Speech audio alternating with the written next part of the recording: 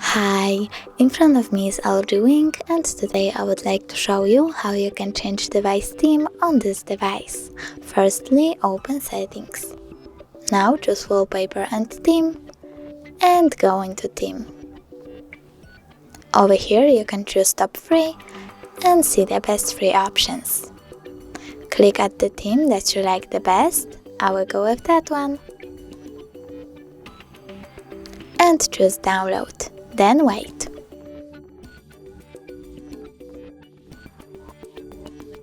Lastly, click Apply.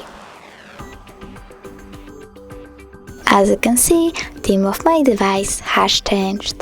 Thanks so much for watching. If you enjoyed this video, don't forget to leave a like, comment and subscribe. Bye!